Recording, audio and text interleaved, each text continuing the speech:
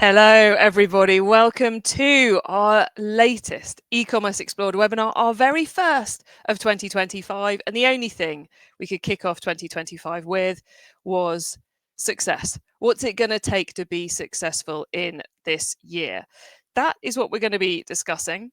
I'm going to keep my intro pretty short because there's a lot for us to cover. And we're going to be looking with the brilliant experts I'll be bringing to the stage very shortly to hopefully answer some of my big questions about 2025, but also to answer your questions about 2025. So in this session, I really do want your questions because I love it. When we're as wide a topic as this, I love it when you help us work out what we're going to talk about. I'm going to get us started with some ideas, but I really want your questions coming in. You should have a Q&A box somewhere near your screen, probably on the right-hand side as you're looking at it. And you can send comments in to me and the panelists at any time during this session. Feel free to tell us where you're joining us from in the live session right now if you want to. Get that in there to test it out, make sure it's all working. And sometimes in these events, the panelists start replying in the comments before we've even managed to answer the question on screen. So well worth putting them in there because you may get some very cool answers from our panelists as we go. So please do a hi Chloe, I'm dialing in from London or Miami or wherever you may be in the world. That would be very cool. Stop me worrying that the connection is not working. And then the other thing about questions you need to know is I would love it if you could ask them earlier rather than say, Quinn, thank you from Atlanta, Georgia. The button's working. Whew! And the host can relax.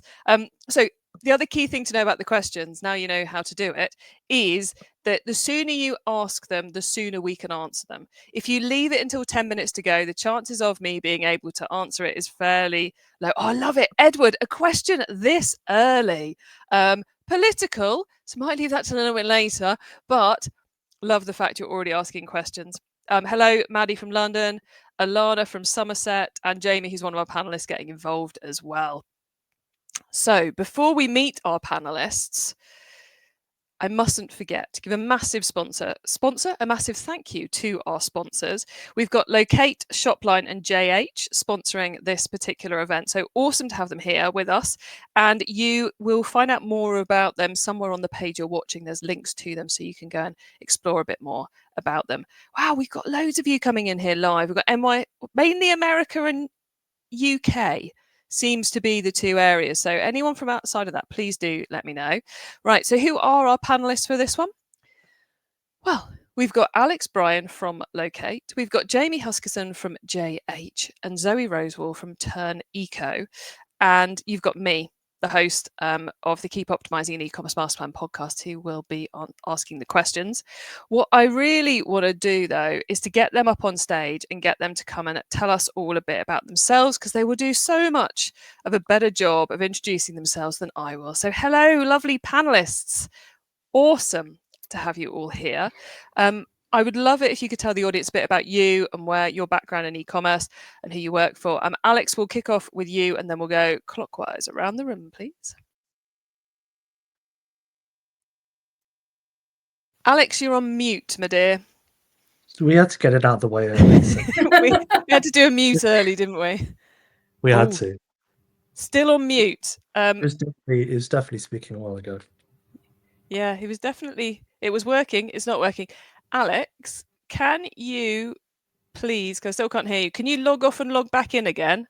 And we'll go to Jamie for an intro in the meantime. See, just proof everybody we are doing this live, as if your own comments coming in weren't enough. Jamie. I've got a window in the background where you could see nighttime arrive the longer we go too. So I'm Jamie, I'm CEO of the JH. We are the breakthrough agency. So we help e-commerce retailers smash through their growth ceilings. We do that by putting their competitors on the back foot, helping them outperform the market regardless of how that market's going. Strategy, design, development, focused on Magento, Adobe, but so many of our services are outside of that platform too. So I'm looking forward to dropping some knowledge bombs today for you all. As we are as well. Jamie was one of our guests for this session last year, so he's back by some level of popular demand, my popular demand. But well, he's got the knowledge, so it's great to have him here. Alex, can we see if we can hear you? No, still can't hear you. Can you completely exit StreamYard, close down the browser and come back in again? That'd be awesome, thank you. Zoe was also here last year, so again, back by popular demand. So Zoe, please let us all know a bit more about you and your background and who you work for. Hi, guys. Obviously, we had this chat last year, so nice to be back with you again. So I'm Zoe. My background is in e-commerce and digital. I've run the digital businesses for brands such as Topshop, Jimmy Choo, Urban Outfitters. But for the last 4 or 5 years, I've had different hats on, running my own businesses, run a digital consultancy, helping brands and retailers with digital e-commerce growth strategy, org design, etc. And my other hat is Turn Eco, which is a software business offering circular retail software for brands and retailers that want to run programs like take back and resale repairs directly themselves. Awesome. And whilst we wait for Alex to come back, I'm just going to show and prove that we have people outside the UK and the USA.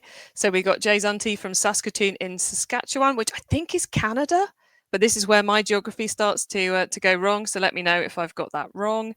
And we've also got, coming from outside the UK and US, we've got Danny listening in from Lisbon, which I think is Portugal. But again, tell me if I've got that wrong.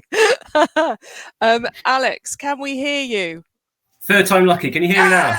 Yes, we can hear you. Okay. I turned off the headset. It just broke at the most inopportune time.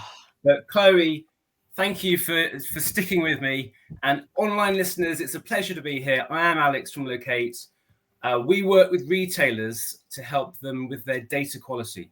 So you'd have used us if you've ever checked out on an e-commerce website in the last 20 years. We're the tool, the widget that speeds up address entry and makes sure that it's accurate, valid customer data being captured. We work with about 20,000 businesses worldwide, and our mission and our passion is to help every business in the world reach and trust every customer in the world. And it is my absolute pleasure and honor to be here with you all today. Now that was an intro worth waiting for. So Alex, it's awesome to have you here as well. Okay, let us dive straight in to the big stuff, the big questions. And I want to start off with a quick win for everyone who's tuned in to listen live and everyone who's watching this on the video, which is, I want to know from each of you, fairly concise answers, please. What is the advice over the last few weeks, the last couple of months maybe, that you've been giving most frequently to brands and retailers to help them be successful in 2025? I know I'm in similar shoes to you guys. By this point in the year, there's something you keep talking about again and again and again. So I really want to know what it is. Jamie, you're smirking, so I'm coming to you first, and then we'll cover everybody else. I mean, it's different advice to everybody, isn't it? But most often, for me, it is how can we go slower? How can we take our time? How can we plan in advance rather than the chaos of last year and the year before and the year before that? But it's also just about taking stock and saying, how do we learn from those mistakes? We're always going to make them. We love mistakes, but how are we going to get better from them? How are we going to apply that to the goals of the business in 2025? So I know it's broad, but it unlocks 50, 60, 100 different things you can do from it. So I love starting there. I'll take a broad but effective one. Thank you. Zoe, your take? So for me, doubling down on customer loyalty. And thinking about what does customer loyalty actually mean for your business? How are you driving it? Because we know acquisition's difficult, it's expensive, it's becoming even more so. So like, what does it mean to you, and how are you looking to drive those deeper, longer relationships that are more valuable with your customers over the long term? So we're talking real loyalty, not slap a point scheme on it. Absolutely. I think hopefully those days are done, and brands should be thinking about more rich kind of what does that mean to my customer, and how do they want to engage with my brand, and how can I encourage that and build a kind of a whole program around that, so they become part of our community rather than just a consumer. And I will add to my slightly flippant disregard there for point schemes, is actually a point scheme when deployed well and strategically can help with building overall customer retention and loyalty. So I am not against, for anyone who thinks I'm against point schemes, I'm not. I'm against slapping a point scheme on it and thinking that's going to solve your customer retention. I think, Chloe, you're against generic, right? You're against like just Yes. it works versus align it to the brand, make it a good execution, everything Yeah. else. So I hear you. It's like everything. You can just turn it on and it's not going to work. But if you turn it on strategically and do it well and optimize it and everything, and look, as Jamie said, it'd be your past results, then you will find it all comes together. Alex, before this turns into one of Chloe's rants assisted by Jamie, what's your answer to this one? So the thing we're speaking to customers most often, this won't come as any surprise, is data quality actually, but more so it's about making sure that at every stage of the customer journey and the data flow, you're ensuring accurate data is going in. So most businesses just have data quality or address verification on the checkout. But where we've been speaking to our customers is doing workshops with them around the entire journey, because there's so many areas where data comes into businesses, but often they're just looking at one and cleaning it at one. So that's where we've been having the most conversations with our customers ongoing. It was last year, it's going to be this year as well, is make sure that the entire journey is covered from a quality point of view. Loving your three answers. I would not have guessed that you'd have gone in those directions, but they are so spot on, if that makes sense. Which I think is why I like to start with these big questions. I personally would love to disappear down a data rabbit hole right now, but we're not going to do that unless you in the comments and the questions ask us to go down that rabbit hole. So to stop me doing that, we're going to go on to the next question I prepared earlier, which is almost the opposite of what we've just said, what is the thing you should stop doing? And I specifically added this in because it's really easy to go, right, so last year we did all this stuff. Let's add some stuff without actually going, that doesn't work. We should stop and redeploy energy, effort, money, etc. onto something else. So what are the things we need to get over, forget about, give up on in 2025? I'm going to come at you all in the same order for this one, I think. Jamie. Just one. Can I scope group and do about 50? I think one's hard. If you How were fast asking can me, you talk? if you're asking me to say one, I would start with fundamentals. Don't lose sight of what made the business successful in the first place. That's where I would start. Go back to the root. What makes you good, stand out, different? What annoys your competitors? What's your edge? If you're asking me for like a really practical thing, like Jimmy, just give me something I can add to the roadmap. I would say stop ignoring accessibility. The EU has the Accessibility Act coming in. You have to be compliant about it, much like digital passports that I'm sure we'll talk about. You have to get on it. You have to at least start talking about audits. How far behind are you? Are you looking at that? Because that's something you have to do. You can't just optionally opt out and get fined later. So I'll give you a wide ranging of go create the ideas and be inspired and bring the team together for what is going to be the year you're on the front foot rather than the back foot. And I'll give you a practical one to add into the roadmap and the backlog. Two massive technical complex projects that have just scared half the audience there, Jamie, but it's what we're here to make sure they know about. Is what I'd say, Chloe, but if they're scary, but I'm biased. Yeah. Zoe, what should brands stop doing in 2025? Well, I'm going to still follow Jamie and do two things. I was actually only going to do one, but so first of all, I think people need to stop focusing solely on top line revenue and don't just look at your top line sales. I think the retailers are often so consumed about kind of what their top line sales number, they lose the opportunity to really understand how they can serve their customers better and then drive more profitability and more profitable sales and a better relationship ongoing with them as a result. And that drives me a little bit potty. It's actually interesting, we were talking about it, we've gone really from an industry where people used to be customers and it used to be very service led and relationship building, and now it's very much consume, how can I sell more, how can I drive top line sales? And I think there's a opportunity to move back more to service led. And then the other thing that I'll say really quickly with my Turn Eco hat on is the one thing a brand should stop doing in 2025 is thinking that circular retail or sustainable retail is a nice little side hustle and nice to have. but we can talk more about that later. Given how much I love a nice sustainability chat, we are definitely talking about that one later. Alex, what's the thing brands should stop doing in 2025? Well, I'm going to do two because everyone else has done two. The first one is, and this is data again. It's always about data, but I think people should stop. Well, people's roadmaps are going to be absolutely rammed. All the customers we're talking to, their roadmaps are rammed in 2025. But like Jamie said, we need to go back to basics. You can't make any proper business decisions. You can't run any proper initiatives if the data underpinning it isn't accurate. And so many customers that we speak to haven't got that priority baked in. So that's one thing. Stop not prioritizing data. But the other one is first-party data. Opted in first-party data is super, super important these days. And I think not enough businesses are prioritizing that in their journeys either. And I think that leads into the loyalty kind of element as well. Yeah. How do you get your customers to create accounts? How do you get them to join your loyalty program? How do you build that relationship with them so that you can get access to that more rich data to be able to serve them better long term as well? The way that I phrase it often to summarize what you're both saying is stop treating the customer as a target and start treating them as an intelligence source.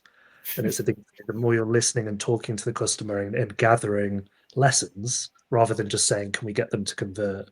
Can they get a sale? Can we get the return on time? Like you just acting as a data point, the better ultimately that connection becomes. Yeah. And often when you're seeing upstart competitors disrupt you in the market and everything else, it's because that's what they're doing. They're actually aligned to the customers rather than saying we're aligned in the spreadsheet where the conversion rate went up by 0.5%. They're actually talking to them and doing the research and the conversations and everything else. But it's surprising, I think, still how many businesses these days don't actually ask their customers. Yeah. They just make decisions not using the data, not asking their customers just because someone else has done it, or they, someone mentioned it was a good idea, or someone did a really good sales pitch to them.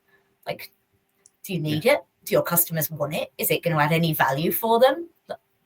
Yeah, and to be clear to people out there who may be doubting a little bit, there's a difference between saying, I've developed this product, do you like it? And that's like, that should be, you should own that, right? There's a difference between that and how could we do better than we're already doing? And it's that second column, that second category we're talking about here around, like, if you're not utilizing that voice of the customer and that interaction with them to get better, to enhance the roadmap, to inform it a little bit, you're missing out on something that the competition are doing and making it look really easy and annoying you to death with, I'm sure. It's like you and my partner Kate have been like having this debate. Like we were having this conversation yesterday. She's like, why do retailers just send out a review email? Like, how would you rate this product? Why didn't you send them out aftercare? How to look after this product, how to use this product, or what did you how much value did we bring? What did you what was the experience like?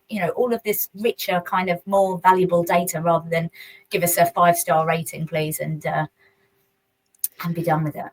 Yeah, there's a place for the NPS and the 5-star review, but it's not necessarily about building relationships. It's more about measuring company success. It's not about going, how do we actually improve this? Anyone watching, how cool was that? They started talking to each other. And that's like my goal whenever I'm paneling anything. Can I get them just having a conversation amongst themselves? Not them, my lovely, marvelous expert panelists. So little very proud moment for me there. Okay, so we are drifting into data. Personally, I think kind of the watchword of this year is going to be data democratization, which is making the data available to everybody and all the systems and all the rest of it, and automation. So I want to pose another one of my my slide deck statements to you guys and see what you think. This is something I've got a bit ranty about a few times in the last couple of months, which is that AI and automation are tools. They are not objectives or strategies. They are things you use to achieve other things. Alex, you've taken us most solidly into the world of data and that kind of connecting things. And obviously what you guys do at Locate is all about helping the data in be more accurate at the very beginning of the process and then linking that into everything. would you agree with this? And any tips to avoid falling into this trap if you do agree? Yeah, 100% I agree. I think AI is a fantastic tool, and we use it in various places within our business, but it is definitely a tool, not an objective. The objective is, you should be building strong business strategies first, and then working out how you can achieve those strategies with AI, not just implement AI and then try to figure out what you're going to do with it. 100%, 100%. And AI is more efficient. I saw a fantastic infographic actually on LinkedIn the other day. If you've got rubbish data, you're going to have rubbish AI. So the two of them are hand in hand.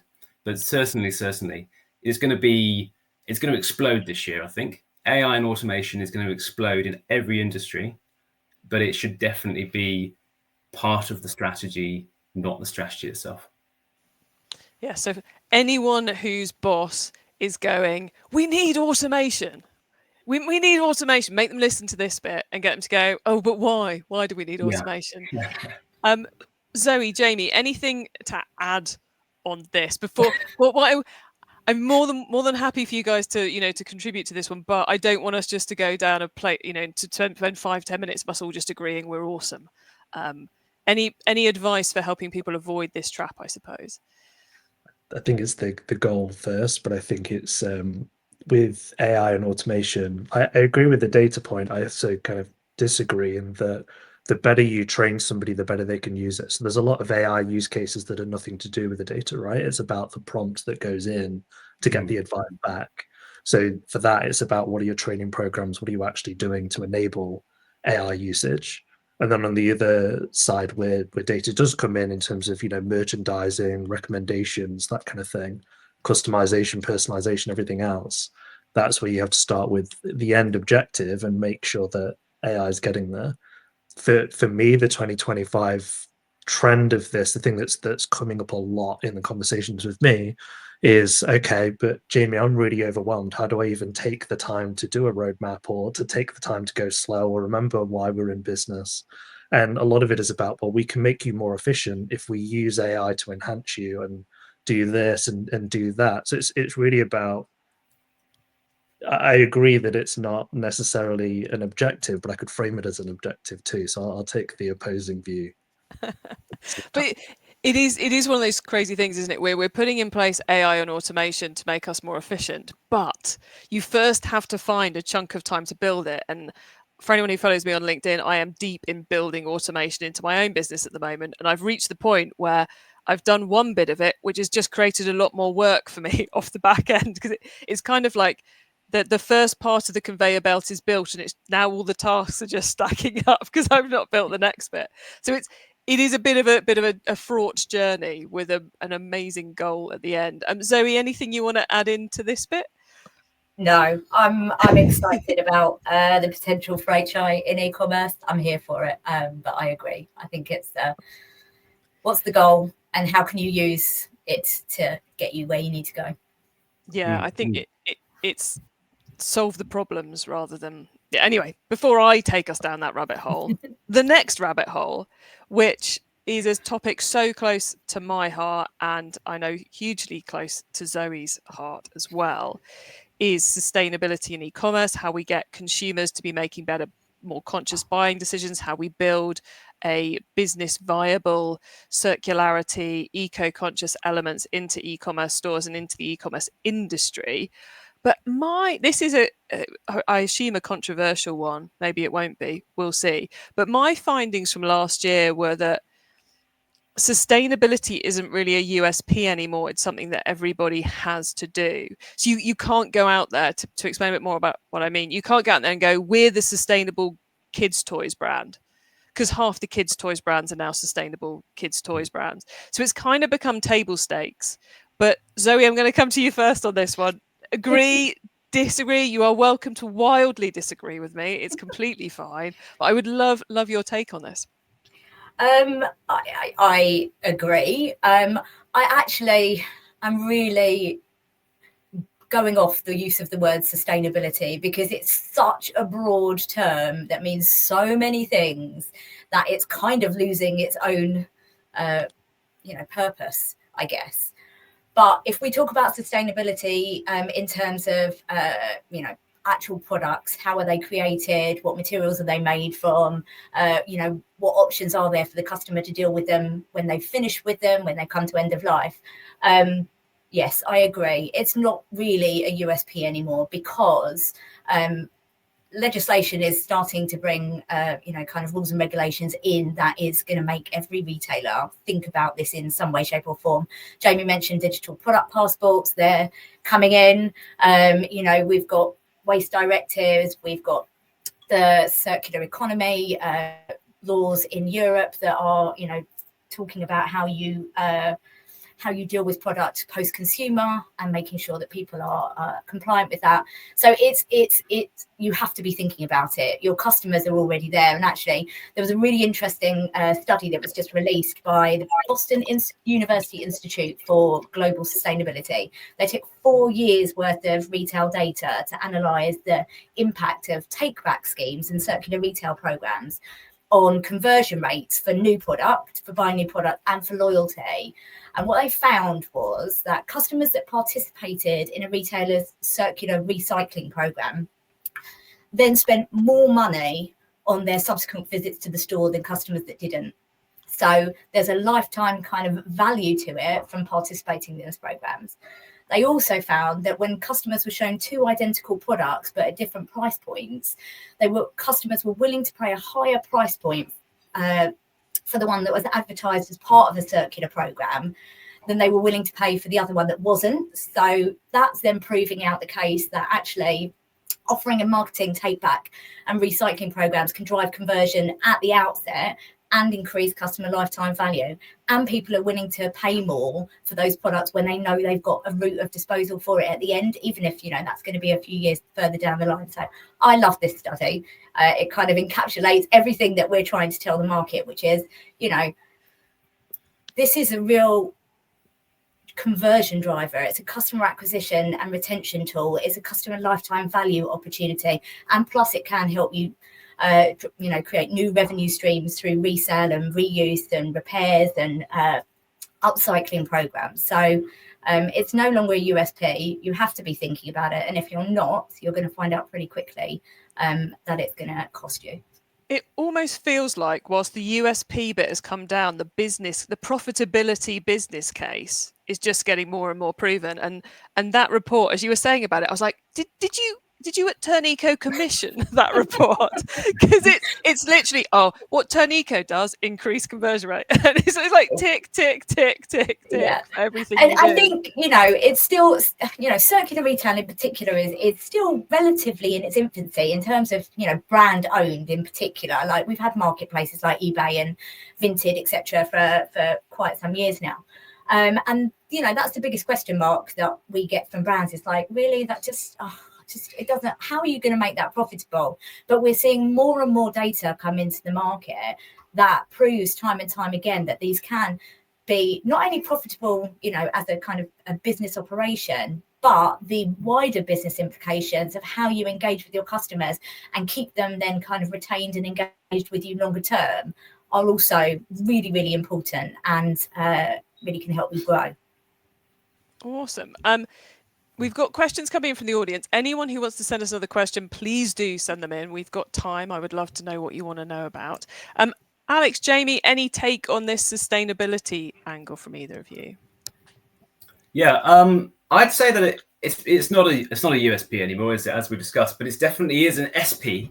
So it's a definite selling point, and I think retailers can think of really interesting ways of using sustainability as a selling point for their products. But yeah, certainly it's been a while now. So I think all the customers we talk to, if it's not already on their roadmap, it's something they've already achieved. It's expected, and especially the younger generation. But one thing that I did think was interesting actually as a discussion point was with the rise of things like Temu and Shein and some of these, right, who definitely aren't sustainable.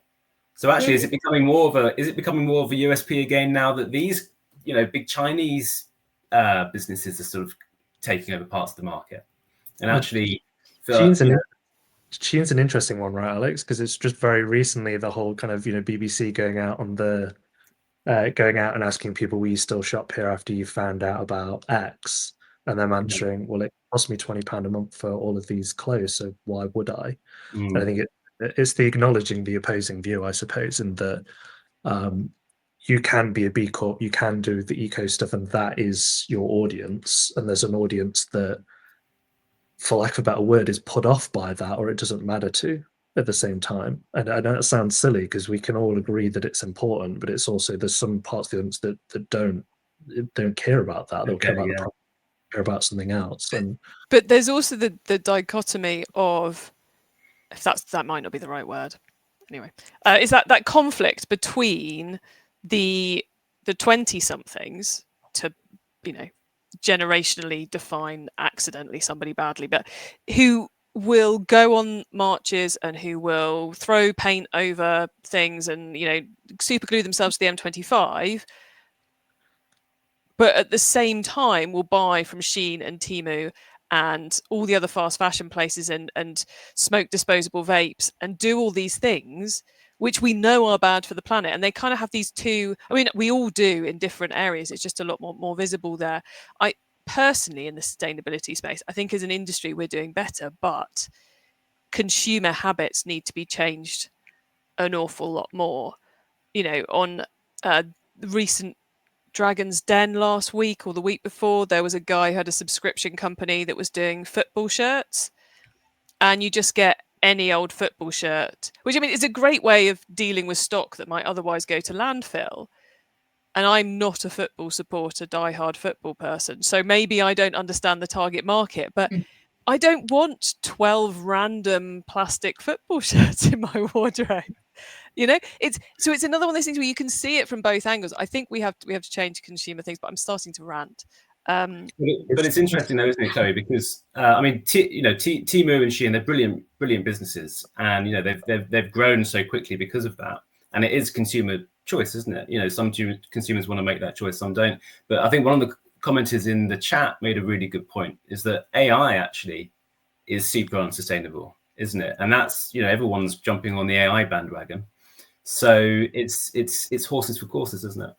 Well, it is, and it's all the obsession with video content. It's like written social media post versus social media post with graphic versus social media post with video, carbon footprint over lifetime of the video existing in your Apple Drive, on YouTube, on Instagram, on somewhere else, and all that massive carbon footprint that slowly adds up. I think I find AI and the move to video, which I'm equally guilty of, is just shockingly bad. It's the comment you were mentioning there was Stacey GC's comment. I'd love to have an insight into the sustainability cost of AI. There are some brilliant reports on that, aren't there? But I can't think of any of them off the top of my head. But broadly, Jamie? I would say broadly it's about to oversimplify and not being flippant about the sustainability whatsoever. But for majority of new technology, especially AI, it's about starting high and getting it lower over time, right? And you've just seen yesterday, I think it was probably yesterday, the Stargate project announced in America to bring AI costs down so America can scale it, compete with China, which they're going to have to scale a lot to do that. And it's ultimately the cost goes less and less and less as it goes by.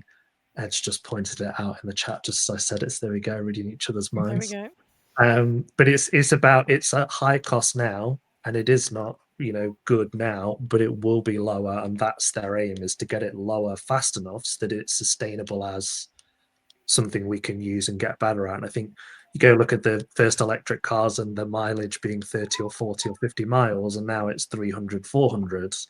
I think we just have to go through this period in that way, right? Yeah.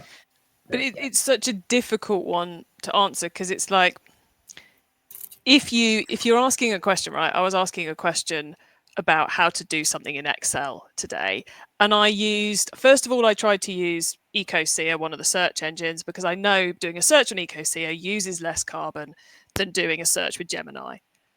I hate doing complicated stuff in Excel. I very quickly asked Gemini, got the answer, job done. But I tried the lower carbon route. But then if you're using AI in an e-commerce business, to reduce returns, to help customers find the right products first time, then the AI versus a machine learning piece of tech is using more carbon to some extent, but the output is greater. So I think it's a bit like saying, is electricity bad? There's too many angles to actually come down on it. But endlessly creating videos and images with AI when you don't need to is definitely a bad use of carbon, I would say. I think taking a tiny pivot over to Jay Zunti in the comments, going back to that fashion point around Gen Z buy it because it's cheap and their bank accounts are light.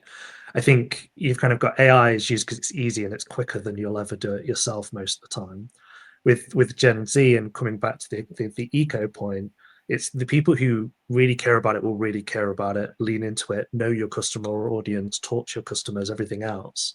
But there's some global truths around sustainability, around connecting to the customers, like getting your story right, telling people how you make the product, why you make the products, how it gets to them in the first place, and everything else. There are universal truths, whether you're incredibly sustainable or not. Hopefully, everybody will have a goal of making themselves more sustainable and being better across the board. But regardless, I'm saying there's global truth. Yeah, So, but I think it's the consumer thing. We've trained people to consume, to want new, to want more, to buy cheap, to buy lots. Like, we as an industry did that, like through marketing and obsolescence, and the fact that we've keep trying to grow our businesses and look at top line sales. So we've created this beast for what it for want of a better description, and there is a huge disconnect for the vast majority of customers between what they buy on Shein or Temu and where it actually gets made, or what the impact of that, where that ends up after they've finished with it. And it's actually quite interesting when you start asking them about that and show them like the impact, what the reaction that they had. That might change my mind about it, but it's so disconnected. So there's a massive education piece that needs to happen, and retail and customers need to both kind of adapt, I guess, to get to a better place. There's a lot of love for you going on in the comments, Zoe. A lot of agreement, and I wholeheartedly agree. I think us as e-commerce marketers who've been and I say this as someone who's been in the industry for 20 years, have a lot of moral issue to make up for in how we train the customers. Yeah, but we shouldn't shy away from, like, people are going to want stuff that's new. I mean, new to them doesn't necessarily have to mean that it's new to the world. Tastes change, circumstances change, your shape change, whatever that is. You need something new. That's okay. Needing something is not the bad enemy here, but it is, how is that product created, where was it created, who made it, what materials was it made out of, what do I do with it when I'm finished with it, and do I need 10 of them, or can I just buy one and maybe spend a little bit more and it'll last me a bit longer, or even if it doesn't last me longer, it'll keep its value so I can sell it or give it back or whatever, and someone else can use it. That's the shift that needs to really happen, and we need to make it easier for people to do that. And we don't like doing stuff that's too hard, and so the more solutions out there to make that easier so that we don't have to make so much effort, the better. Which is, I think, sorry, Jamie, I'm gonna pause us on this topic because I am loving this discussion, but technically we're supposed to be talking about what's going to make us more successful in 2025, which all of that could, but we've had a question which I think brings us back to another point we were making, but still links in with the sustainability. And Alex, I want to come to you first on this one. Obviously, the short answer to this is yes, data quality does help with sustainability. But I figure this fits in your wheelhouse, Alex, because clearly, if you've got better address data, you're going to deliver better. I mean, well, yes, it does. In the smallest possible sense. Yeah, so that's the obvious answer, isn't it? That if you've got quality data, you're delivering first time every time, and so there's no cost of redelivery, there's no cost of all of that, which the CO2 on that is a lot. But there's also some really interesting ways that some of our customers are using data quality to improve sustainability, which which may not come to mind. For example, one of our customers does a lot of white goods. And when you're delivering things like fridges, the way that the delivery van is packed is sort of in reverse. So the first delivery is at the back of the van. But if you're trying to deliver a fridge to somebody and they're not there, then it's awful, because then they've got to take this fridge off the van, then they've got to deliver the thing that's next, and then they've got to put the fridge back on the van again, and they've got to lug this fridge all around the whole delivery route, which is obviously adding more CO2 emissions and causing all sorts of trouble. So we help those people, those customers, with actually the contact side. So it's not so much just the delivery data, but it's the post-purchase email and phone validation data to make sure that they can contact that customer and make sure they're going to be in, and if they're not, that they can redeliver and reroute. So there's all sorts of there's all sorts of ways that having quality data can help with all of those delivery issues. Cool. Great question. I'm going to switch on to another customer question, because I think you did a really good job of answering that one. We've had two come in that are more about kind of routes to growth. One from Edward, one from Hannah. So we're going to come to those next. Please, we'll probably got time for maybe one or two more questions, so feel free to get those in now if you want to, everyone out there. Let's go to Hannah's first. Massive question, nearly wiped Zoe off the screen. But the question is basically, how do you deal with keeping on top with different online marketplaces? So I guess, it's how do you make it easy and not a nightmare? So we come back to our data and integrations and efficiencies and automation side of things, but also is marketplaces a good area for growth in 2025? I would expand Hannah's question out to. Jamie, can I come to you first on this one, please? Yeah, I think it's consistency and its repeatability. I think in the simplest part of it, it's really about saying, if you're doing something once, how do you make it happen for other areas, right? So anything as basic as, say, an image, how do you size it 4 different ways at the same time? But I think when it comes to marketplaces that can sell on and just helping them navigate, it will come right back to those first answers at the start. It's going back to basics of saying, will we perform well here? Are our kind of customers that we want going to perform here? And how do we best leverage that? So some people might use that to offload discount products, end of life products, etc. Others might say, this is just a direct copy of everything I have on my website, but I'm going to sell it in a different way that helps really well. And just the gluttony of marketplaces out there, in that there's 10, 20, 50, or 100 you can be out there. It's really about, if you start that brand exercise of where do we play well, where are our customers, how do we understand them, you can carry that into what are the best tactics to do on these marketplaces, what are the best products, everything else. So I know that's not a go configure the marketplace answer, but to me, it's the fundamentals of the strategy to say, if we're doing it, we will do it well, and we will be consistent doing that thing. And often when I see the amount of panicked e-commerce managers, marketing managers, and everything else out there, it's because they've not got those fundamentals. They don't know that consistent answer, or they do, but the rest of their team have only ever heard it randomly in a meeting or something similar. So it's not being passed through the organization to scale well. I'm going to avoid AI here as well, just the easy answer. I love the fact you've gone back to what we were talking about at the beginning there, Jamie, because it is the basics of any business success, is decide what you're going to do and do it well. You don't have to be everywhere if you can't be everywhere well. You don't have to expand into every product category if you can't do it well.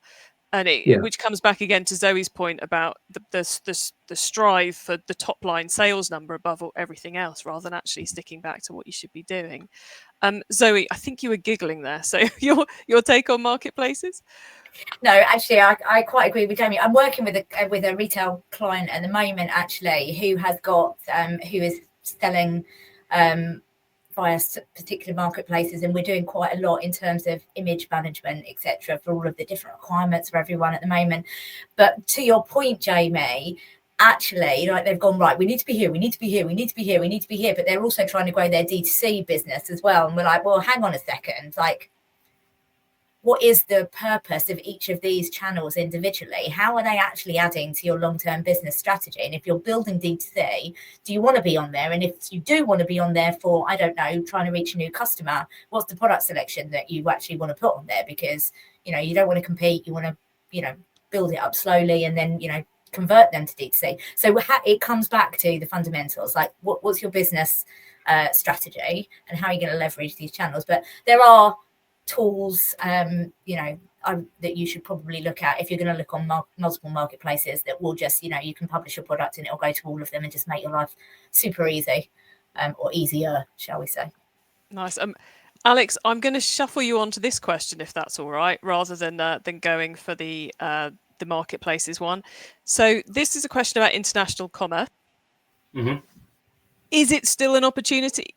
Anything we should be doing to get it right? And if you feel like diving into the world of tariffs, feel free to ignore that if you want to, everybody. Edward, totally get why you're asking the question, but I'm just giving them the get out of jail free pass to ignore the tariffs political question element. Yeah. Alex. Yeah, I'm not an expert on tariffs, but what I would say is international commerce absolutely is still a huge opportunity, and more and more of the customers we're talking to actually are breaking out from having a single website to having territory-specific sites, and the reason for that is it's the hyper-personalization route. So one of our customers, Lounge Underwear, were a massive success in this a couple of years ago. They used to have one website. They then picked 5 territories where they were seeing good growth and went and had a specific website for each of those territories with its own language, its own imagery. Everything was personalized to that location, and they saw 200% conversion rate in each of those markets by doing that. So I think there is still a lot of opportunity in moving out into international. Cross-border is definitely a growth opportunity, even with all these horrible tariffs that are going to be coming into place. But I think if you're going to get it right, you really need to go down the hyper-personalization route for it. Nice.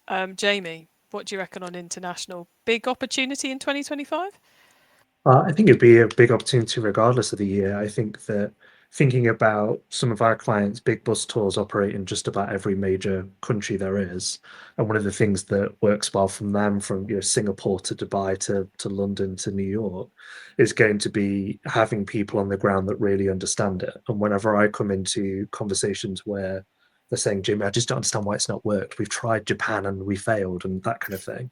For other clients or other prospects, it's often because they've simply thought, well, if we just create another website for that region and sell to it, they'll buy. We can just sort the shipping problem.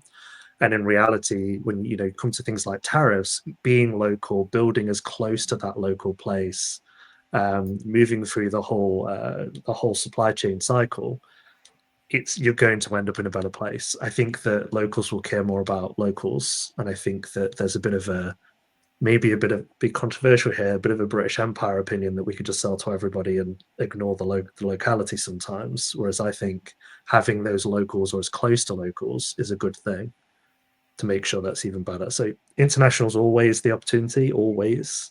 But do you think about, again, has it expand that brand? What's the story that plays well there?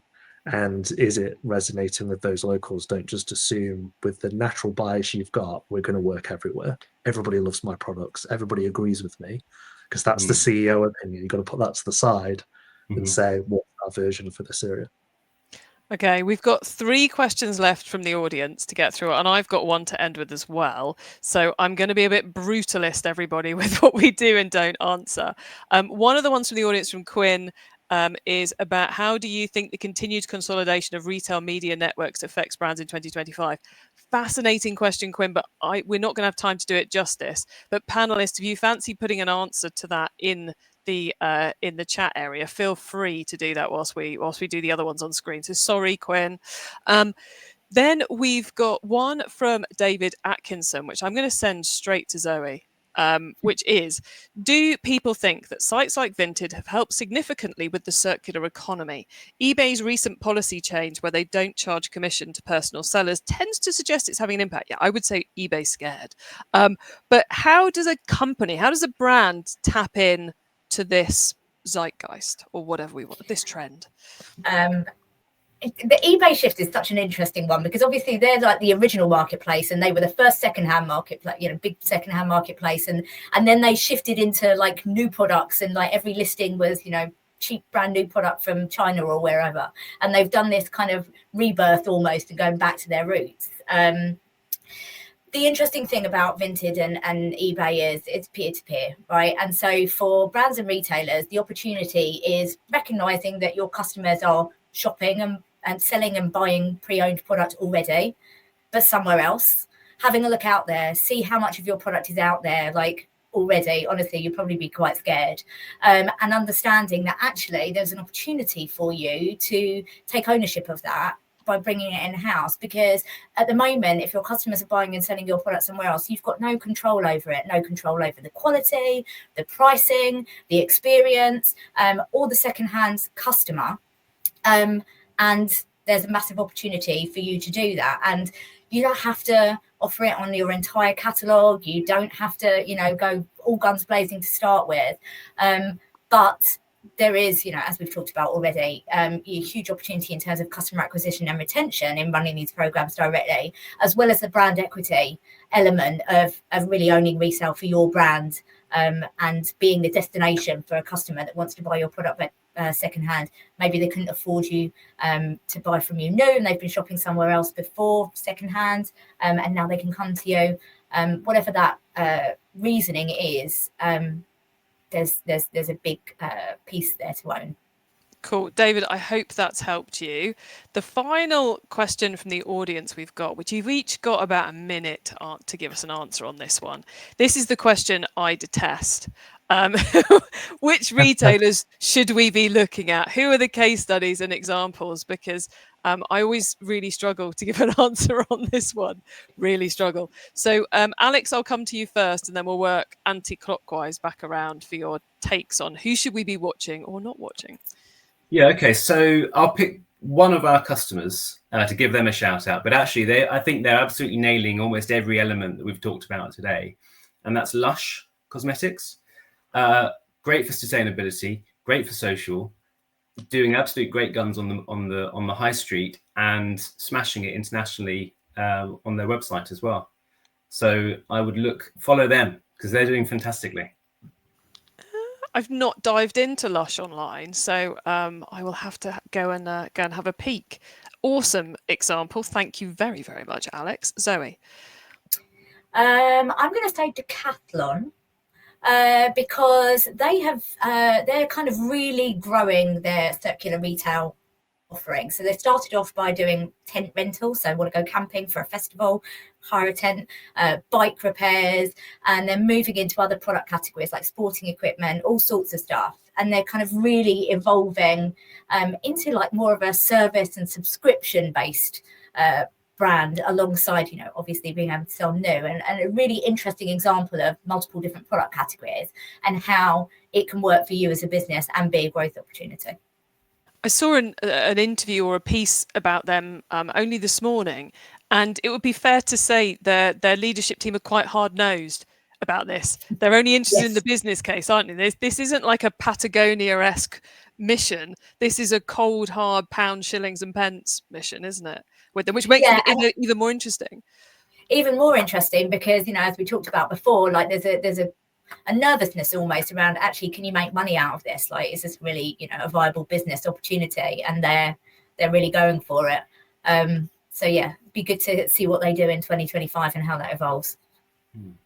Okay, Natasha, that is 2 really cool ones to watch for you.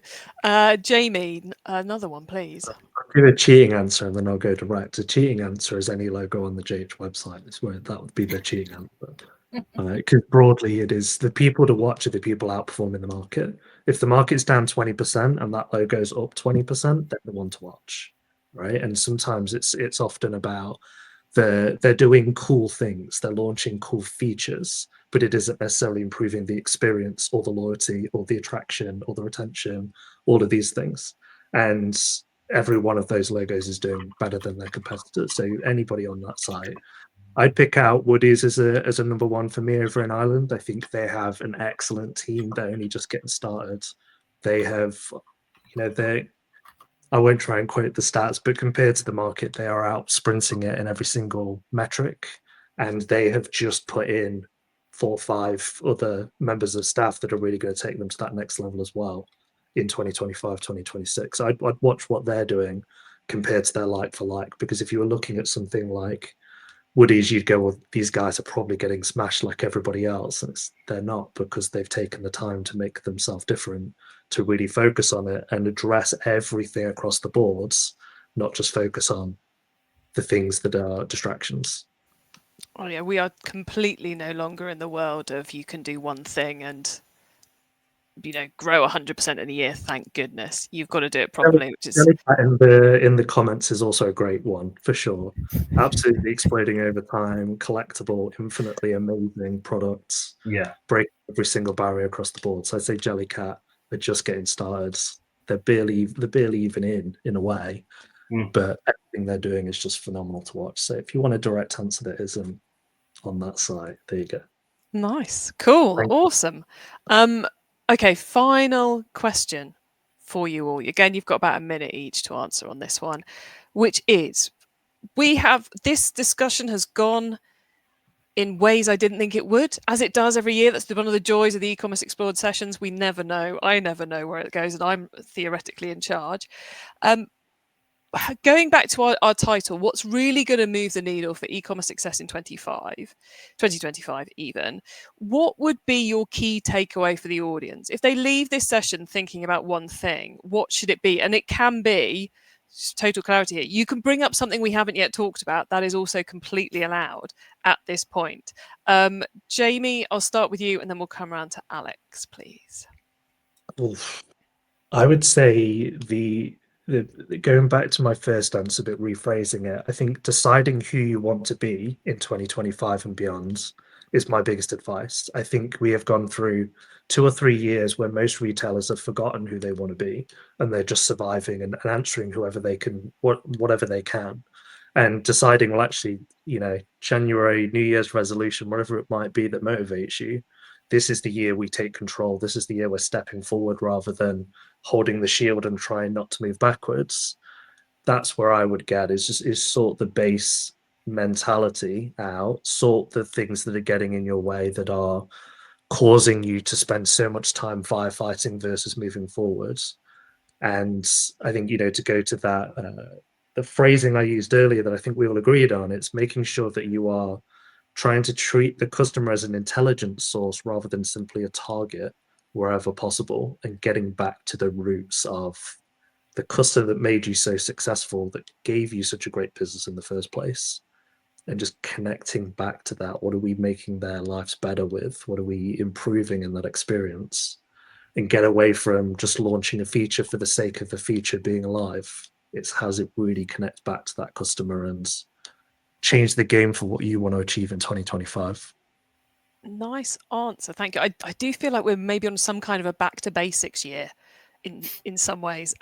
Zoe, what would your final takeaway be, please?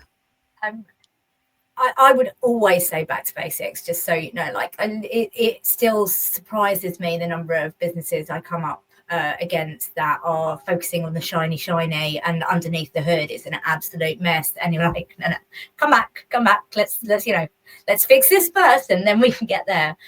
So absolutely, completely agree with Jamie, but also agree with him around the kind of what value are you adding to your customers, and to expand on that and to touch on some of the other things that we've talked about, customer loyalty, etc., and kind of really understanding the value that you're driving for them.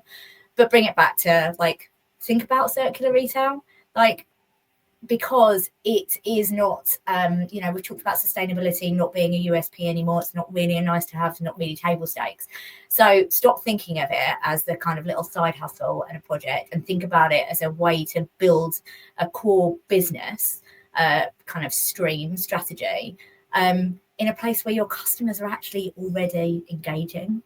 You're just kind of, got your head in the sand a little bit, or not ready to do it, because there's huge opportunity. Just test the waters, have a chat with them, start off with surveying them. Are you buying secondhand at the moment? Are you selling secondhand? If not, why not? And understand what are they doing with your products when they're done with it, and then go from there.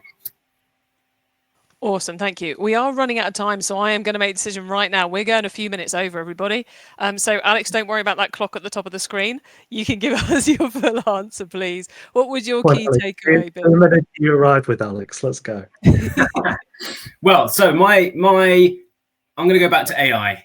Jamie didn't want to go there. I'm going there. We're going back to AI. But the reason for AI, I think, is obviously it's taking over, right? We're going to have agents that are buying for our customers. I think the key thing that retailers need to do is make sure that they are writing all their copy.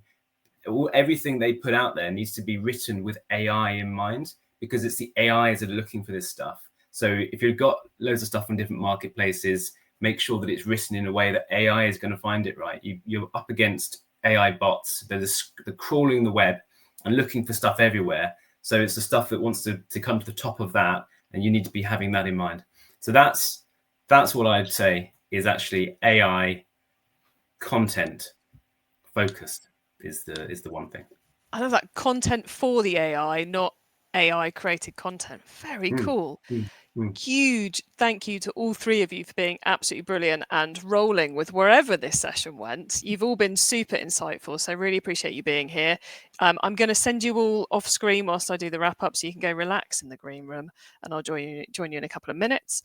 First off, though, for everybody who's left, a couple of cool things to tell you about before we fully wrap up. If you want more advice on what's going to work in 2025, this Monday, we put together a brand new podcast on the e-commerce master plan podcast, came out with 9 e-commerce experts giving you their top tips on how to be more successful this year. Super insightful. There's an awful lot in there about efficiency and automation and AI and some marketing tips and some TikTok stuff. So please do go and have a listen to that. It's available now on all the normal podcast stuff. And you can even find it there at ecommercemasterplan.com. And then moving away from this topic, this is what we've got coming up next here in the e-commerce explored series. We've got analytic strategies for e-commerce sales growth coming up in February. That's ready for you to sign up to right now. And that one, weirdly enough, is obviously going to have a lot about data and efficiencies and automations going through it as well. And then we've got TikTok and TikTok Shop coming up in March. I have no idea what we're going to end up talking about in that one, given the whole TikTok headlines at the moment, but it was one of our most popular ones last year, so really looking forward to that. You can sign up for all of those there. So webinar.ecommerceexplored.com. And if you're on this session, you'll get links to all of that in the follow-up email to it. Whether you're watching live or whether you are watching in the... thank you, Edward. So I got getting distracted by the comments. Thanks, Edward. First webinar of the year and a great start. Thank you. Appreciate it. I know you're a connoisseur of the webinar, Edward, so that means a lot. Lots of thanks as well coming in from Marcus and from Quinn. Thank you all for joining us for this session. Whether you're watching live or whether you're in the replay, I hope it helps you and helps you make 2025 a better year. Huge thank you, she says, getting overexcited and running long and forgetting to thank the sponsors. How can I forget the sponsors? Huge thank you to Locate, JH and Shopline for being our sponsors for this one. And I hope to see you all for another e-commerce explored webinar soon. Bye, everybody.